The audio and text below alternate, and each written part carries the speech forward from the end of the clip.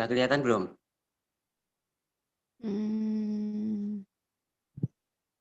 Masih proses, Mas. Yes, sinyal KLI.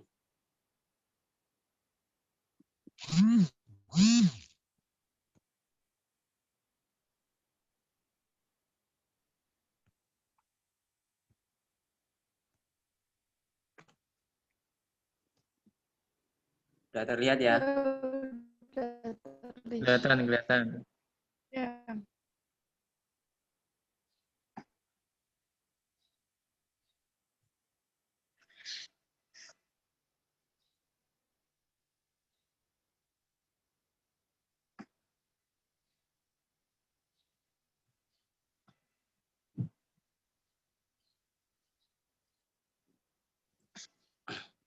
Baik, saya mulai teman-teman ya. Assalamualaikum warahmatullahi wabarakatuh.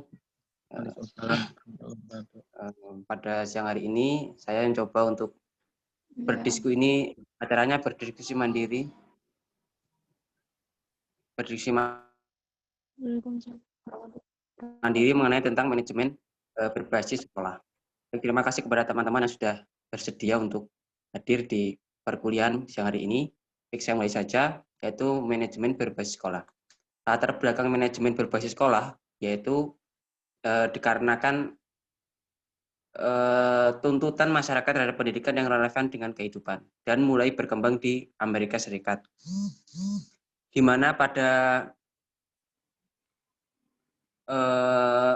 sebelumnya pendidikan itu hanya sekedar membagikan ilmu pengetahuan, tetapi tidak relevan dengan aspek kehidupan. Maka dari itu muncullah sebuah school-based management atau manajemen berbasis sekolah, di mana pada manajemen berbasis sekolah ini sekolah mempunyai otonomi sendiri untuk mengelola baik itu aspek pendidikan, perencanaan, evaluasi, kemudian kurikulum.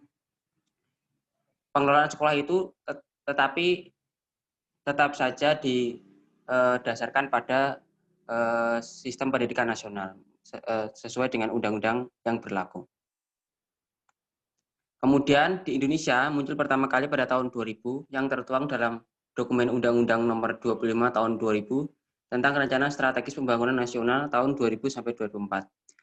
Setelah itu dituangkan lagi dalam Undang-Undang Sistem Pendidikan Nasional yaitu Nomor 20 Tahun 2003 pasal 51 yang berbunyi pengelolaan satuan pendidikan anak usia dini, dasar, menengah dilaksanakan berdasarkan standar pelayanan minimal dengan prinsip manajemen berbasis sekolah atau madrasah.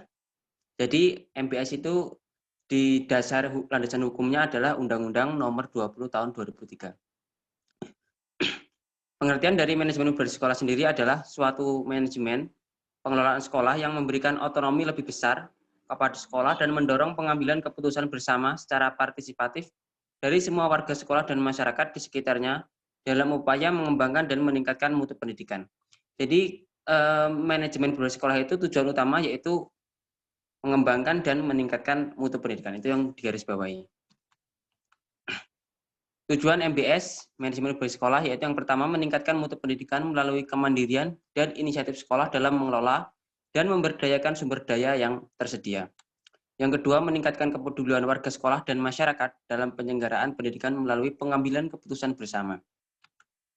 Yang ketiga, meningkatkan tanggung jawab sekolah kepada orang tua, masyarakat, dan pemerintah tentang mutu sekolah. Dan yang keempat, meningkatkan kompetisi yang sehat antar sekolah tentang mutu pendidikan yang akan dicapai. Jadi kompetisi itu juga berperan penting dalam meningkatkan mutu pendidikan yang ada. Berikut ini adalah dimensi-dimensi perubahan pola manajemen pendidikan dari pola lama itu sebelum tahun 2000, yaitu pada masa Orde Lama dan Orde Baru, dan setelah tahun 2000 yaitu masa reformasi. Pada pola lama adanya subordinasi, sedangkan pada pola baru cenderung otonom, yaitu sekolah diberi keleluasaan untuk mengelola sekolahnya sendiri.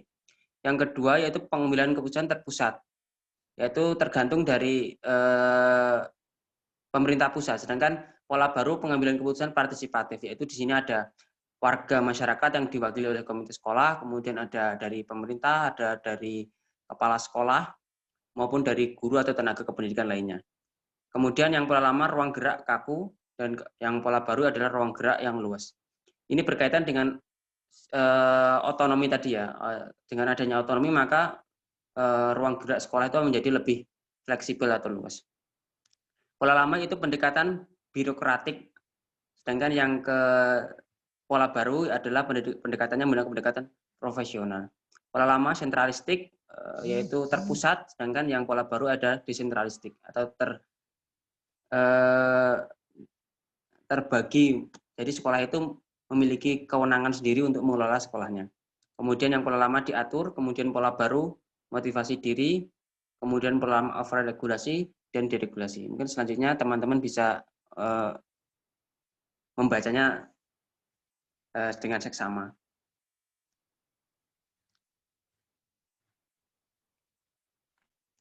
Jadi konsep dasar MBS itu ada dua. Yang pertama otonomi, yaitu tadi sebagai kewenangan kemandirian dalam mengatur dan mengurus sekolah itu dan tidak bergantung pada pihak manapun. Artinya sekolah ini mandiri, meskipun dalam prakteknya sekolah juga bergantung pada pemerintah berkaitan dengan pembiayaan atau finansial. Kemudian yang kedua itu pengambilan keputusan partisipatif. Jadi cara untuk mengambil keputusan ini melalui penciptaan lingkungan yang terbuka dan demokratik oleh warga sekolah. Dalam hal ini ada guru, siswa, karyawan, orang tua siswa maupun tokoh masyarakat. Jadi dalam mengambil sebuah keputusan, MBS itu mengambil keputusan secara partisipatif, artinya demokratis dan terbuka.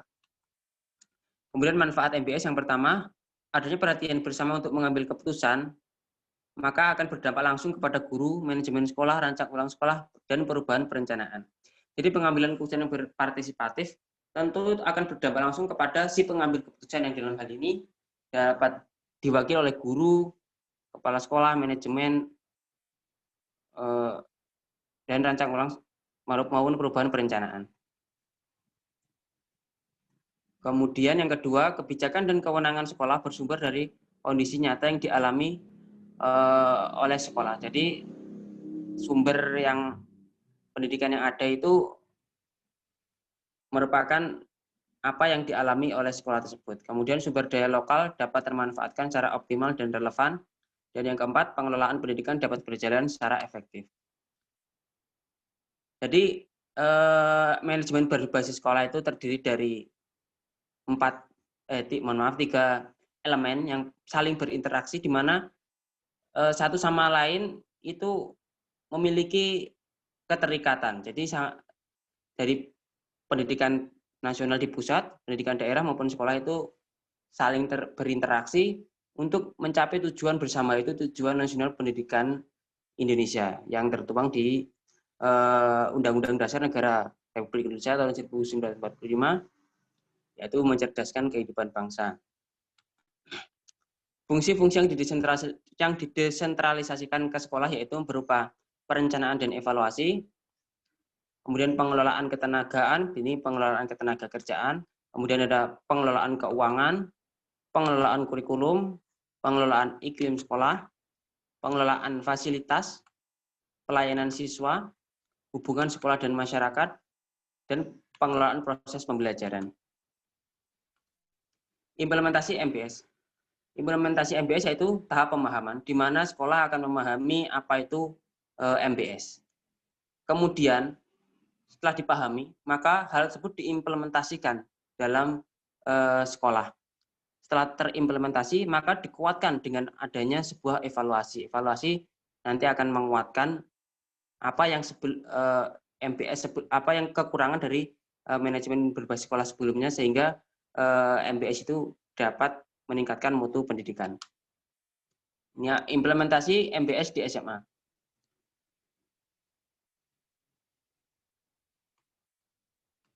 Penyelenggaraan di SMA. Penyelenggara di SMA terbagi menjadi dua kelompok, yaitu pemerintah dan masyarakat. Kemudian ada penyelenggaraan oleh pemerintah, meliputi penyelenggaraan SMA oleh pemerintah provinsi, sedangkan penyelenggaraan oleh masyarakat terdapat dalam berbagai bentuk lembaga masyarakat, seperti yayasan, lembaga pendidikan, organisasi, atau lembaga kerjasama. Sesuai peraturan perundang-undangan yang berlaku, khususnya Undang-Undang Nomor 23 Tahun 2014 tentang pemerintah daerah, perizinan sekolah SMA yang didirikan oleh masyarakat diberikan oleh pemerintah provinsi. Sebelumnya perizinan ini diberikan oleh pemerintah kabupaten atau kota, sedangkan perizinan sekolah masyarakat yang lembaganya merupakan satuan pendidikan diberikan oleh pemerintah pusat. Kemudian ada pengelolaan SMA.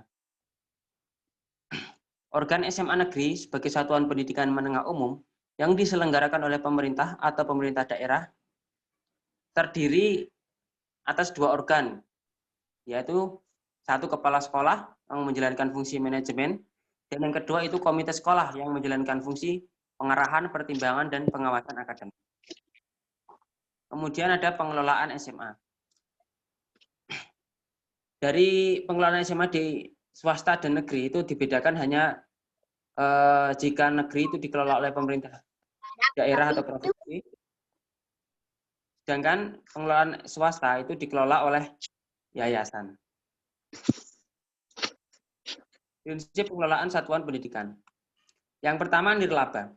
Artinya apa? Artinya pengelolaan satuan pendidikan itu tidak bertujuan untuk mencari untung, tetapi tadi tujuan pertama yaitu untuk meningkatkan mutu pendidikan.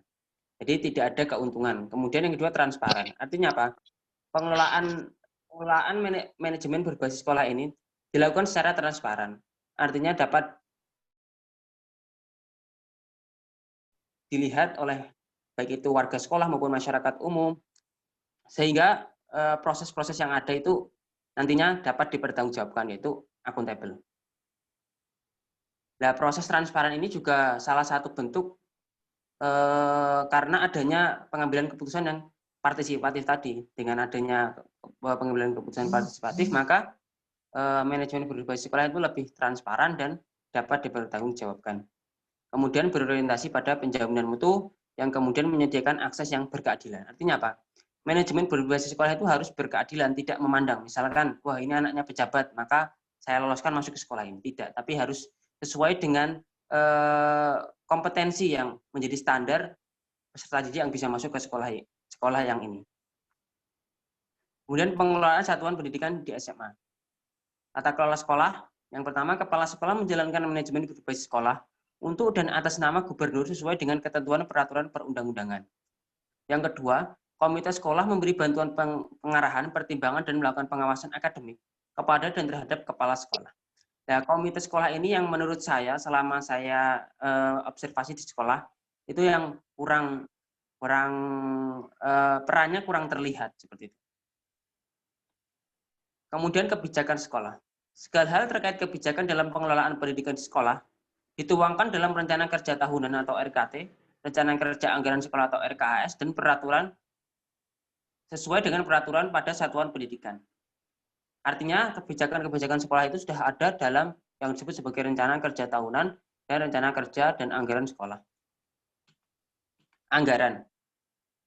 Setiap sekolah diwajibkan mengalokasikan anggaran agar proses pendidikan dapat berjalan secara efektif, efisien, dan akuntabel. Tadi di slide awal sudah dijelaskan maksudnya, pada pola baru itu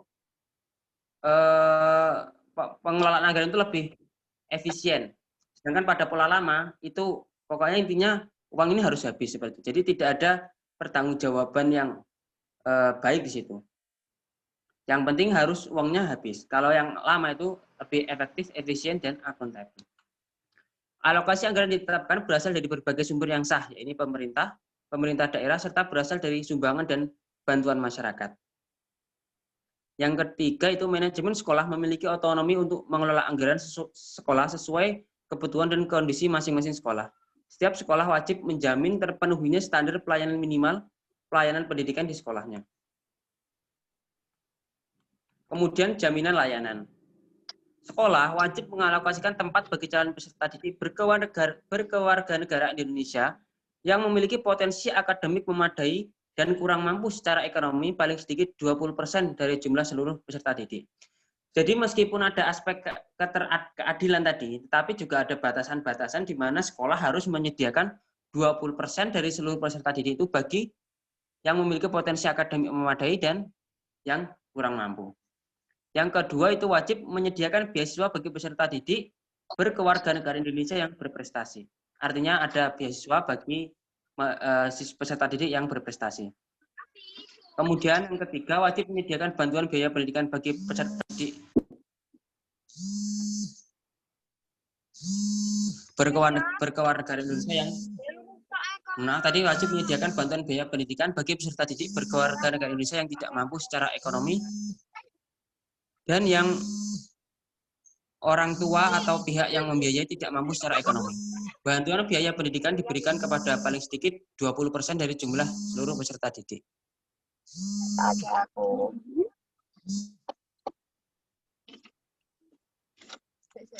Kemudian jaminan mutu. Kak Mardi masuk. Jaminan mutu berkaitan dengan sertifikasi kompetensi pendidik.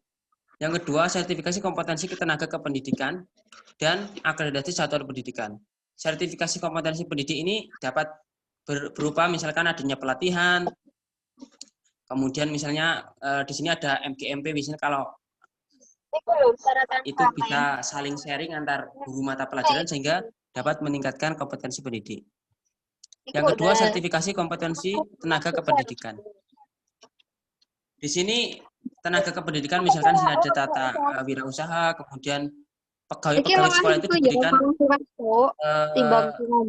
pelatihan. Artinya sertifikasi ini menjadi sebuah tolak ukur bahwasanya guru atau tenaga kependidikan itu memiliki kompetensi yang sesuai. Kemudian ada akreditasi satuan pendidikan. Ini merupakan hal yang umum dan wajib dilakukan oleh sekolah untuk meningkatkan mutu pendidikan. Ruang lingkup operasional dari manajemen berbasis sekolah. Yang pertama itu rencana strategis dan operasional. Dalam MPS, hal pertama yang harus dilakukan yaitu menentukan visi dan misi sekolah. Misalkan di sini sekolah diberikan otonomi yang luas untuk mengelola sekolahnya sesuai dengan karakteristik dari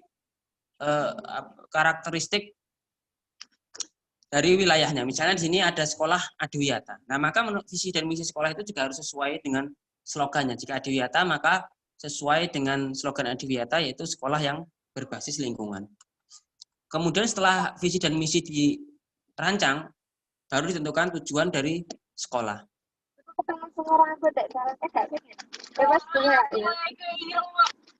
Baru kemudian merancang rencana kerja sekolah. Struktur organisasi dan tata kerja yang pertama kepemimpinan sekolah. Setiap sekolah dipimpin oleh seorang kepala sekolah. Kepala SMA dibantu minimal 3 wakil, yaitu wakil akademik, sarana prasarana, dan kesiswaan.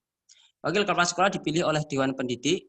Kepala dan wakil kepala sekolah memiliki kemampuan memimpin, yaitu seperangkat pengetahuan, keterampilan, dan perilaku yang dimiliki, dihayati, dikuasai, dan diwujudkannya dalam melaksanakan tugas keprofesionalan sesuai dengan standar nasional pendidikan. Yang kedua itu prinsip dasar organisasi sekolah, yaitu memasukkan unsur staf administrasi dengan wewenang dan tanggung jawab yang jelas untuk menyelenggarakan administrasi secara optimal, dievaluasi secara berkala, untuk melihat efektivitas mekanisme kerja pengelolaan sekolah. Yang ketiga, diputuskan oleh kepala sekolah dan mempertimbangkan pendapat dari komite sekolah. Sistem audit dan pengawasan. Sistem audit dan pengawasan itu berkaitan dengan supervisi yang sebelumnya teman-teman sudah bahas, yaitu ada supervisi klinis, supervisi akademis, supervisi teknis. Nah, itu berkaitan dengan program pengawasan tadi. Jadi, supervisi itu merupakan hal yang wajib yang dilakukan oleh sekolah dalam rangka meningkatkan mutu pendidikan di sekolah. Kemudian ada sistem penjaminan mutu internal, yaitu standar pelayanan merupakan batas minimal pemenuhan standar isi, proses, kompetensi lulusan, pendidik dan tenaga kependidikan, sarana dan prasarana, pengelolaan, pembiayaan, dan penilaian pendidikan yang harus dipenuhi oleh setiap satuan pendidikan dasar dan menengah, serta pencapaian target pembangunan pendidikan nasional. Sistem penjaminan mutu internal ini dapat dilihat pada Permendikbud untuk baik itu untuk tenaga kependidikan Permendikbud nomor 32 tahun 2018 untuk kompetensi lulusan itu dapat dilihat di Permendikbud nomor 20 sampai 24 tahun 2018. Kemudian ada evaluasi diri, ada 2 itu evaluasi secara periodik dan evaluasi secara tahunan. Di mana evaluasi diri sekolah dilakukan secara periodik berdasar pada data dan informasi yang syahih. Kemudian ada evaluasi dan pengembangan kurikulum, yang pertama komprehensif dan fleksibel, yang kedua secara berkala, kemudian integratif dan monolitik, artinya evaluasi pengembangan kurikulum dilakukan secara satu kesatuan. Kemudian ada menyeluruh, artinya melibatkan berbagai pihak. Meliputi ada guru, kemudian komite sekolah maupun tenaga kependidikan dan kepala sekolah. Evaluasi pendayagunaan pendidik dan tenaga kependidikan. Yaitu evaluasi pendayagunaan pendidik dan tenaga kependidikan dirancangkan secara komprehensif pada setiap akhir semester dengan mengacu pada standar pendidikan dan tenaga kependidikan. Evaluasi pendayagunaan pendidik dan tenaga kependidikan meliputi kesesuaian penugasan dengan keahlian, keseimbangan beban kerja dan kinerja pendidik dan tenaga kependidikan dalam pelaksanaan tugas. Evaluasi kinerja pendidik harus memperhatikan pencapaian prestasi dan perubahan-perubahan peserta didik. Kemudian ada akuntabilitas pengelolaan. Di sini intinya yaitu sekolah itu harus dapat mempertanggungjawabkan apa yang selama ini sekolah lakukan. Di dalam hal ini berkaitan dengan manajemen berbasis sekolah. Di sini ada menyelenggarakan tata sekolah berdasarkan prinsip, ada menyeimbangkan jumlah peserta didik dengan kapasitas dan sarana dan prasarana pendidik dan tenaga kependidikan serta sumber daya lainnya. Kemudian ada menyelenggarakan pendidikan secara tidak komersial dan menyusun laporan penyelenggaraan pendidikan. Baik, mungkin cukup sekian teman-teman presentasi dari saya. Mungkin apabila ada pertanyaan, ini masih ada waktu Zoom 5 menit, maka saya persilakan untuk bertanya. Silakan teman-teman.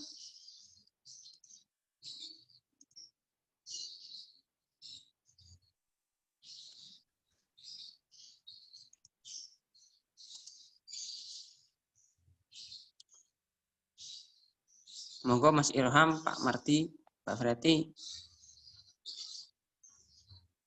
Pak Mardinya tadi mau masuk nggak bisa, Mas. Oh. Ya, kalau tidak ada nanti mungkin pertanyaannya bisa di-share aja di WA atau apa, nanti coba saya jawab. Karena ini waktunya udah mau habis waktu Zoom-nya. Ya, ya gitu aja, Mas. Baik, cukup sekian teman-teman presentasi yang dapat saya sampaikan. Untuk pertanyaannya nanti teman-teman bisa sampaikan di WhatsApp karena ini Zoom-nya tidak pro ya, jadi ada batasan waktu, ini tinggal sekitar 4 menit, atau mungkin ada yang mau ditanyakan Mbak Freti atau Mas Irhami atau Mbak Rizkia? Biar terekam. Kelebihan dari MBS ini apa, Mas? Oh, kelebihan dari MBS ya. MBS Ya. itu, tadi kan MBS ini kan manajemen ya, jadi dari MBS itu maka sekolah diberikan keleluasaan. Jadi MBS ini menekankan otonomi sekolah. Jadi sekolah diberi keleluasaan untuk mengelola sekolahnya berdasarkan dengan karakteristik dari daerah, kemudian sesuai dengan perkembangan zaman dan juga kebutuhan dari zaman itu sendiri. Sehingga dari penerapan MBS ini maka dapat dicetak output peserta didik yang dapat survive atau apa itu namanya, yang dapat survive di kehidupan yang nyata setelah melalui sekolah dan sesuai dengan daerahnya masing-masing. Karena tadi kan peserta didik ketika keluar maka akan kembali ke daerah masing-masing. Nah, sekolah itu kalau bisa itu harus sesuai dengan karakteristik daerahnya. Maka MBS ini kelebihannya itu dapat mengakomodir kebutuhan dari perkembangan pendidikan yang ada. Seperti itu Mbak Freti. Oke, mengangkat kearifan lokal juga gitu. Ya itu bisa, itu salah satu bisa jadi itu dimasukkan. Karena salah satu latar belakang timbulnya MBS ya itu adanya tidak relevan, dulu itu pendidikan tidak relevan dengan kehidupan yang asli, tapi hanya sekedar transfer keilmuan seperti itu. Mungkin dari teman-teman yang lain bisa menambahkan atau yang ingin bertanya mungkin karena waktunya masih 3 menit ini. Oke, terima kasih Mas Ardian. Ya, sama-sama Mbak. Mohon maaf Mas Ardian, saya mau bertanya. Ini kan dengar enggak suara saya? Kurang keras, Mbak. Oh iya. Mas Ardian izin bertanya ya, menjelaskan manajemen berbasis sekolah atau MBS. Nah, kira Mas Ardian ini apa kelebihan dari MBS tersebut loh? Ya, Wah, ini terdengar enggak toh? terdengar. Sama Mbak, pertanyaan sama Nah, Mbak Freddy. ada Tanyaannya sama saya, Mbak. Nah, kan ada beberapa sekolahan yang sekolahan tersebut itu memiliki apa namanya penghasilan sendiri ya. Nah, ada di beberapa sekolahan di Rembang itu ada yang sekolahan memiliki kolam lele, ada yang memiliki kayak pohon mangga. Nah, itu kemudian dia di manajemen sendiri oleh sekolahan sehingga menghasilkan sesuatu gitu. Nah, menurut Ya, menurut Mas Dian ini kan yang presentasi sebagai MBS. MBS. Nah, di sini peran MBS sendiri untuk mengelola penghasilan tersebut, apakah pernah mengalami seperti mungkin uang tersebut diselewengkan atau tidak digunakan dengan baik seperti itu, Mas Ardian? Oh iya ya Mbak. Untuk Baik, mencegah ini loh, ya, untuk mencegahnya gimana ya? nggih. Seperti itu, Nah, Mas Ardian. baik, terima kasih Mbak Rizkia. Ini sangat menarik sekali ya. Pertanyaannya sesuai dengan realita di sekolahan.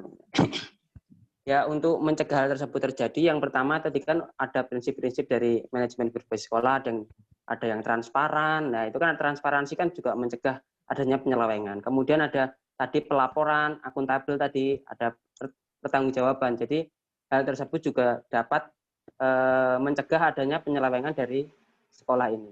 Kemudian yang ketiga yaitu adanya pengawasan dari komite sekolah. Karena tugas komite sekolah selain membimbing yaitu sebagai pengawas bagaimana pengelolaan sekolah itu ada.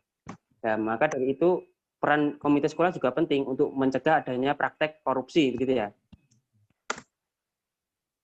Ya, mungkin seperti itu Mbak, itu berkaitan dengan tadi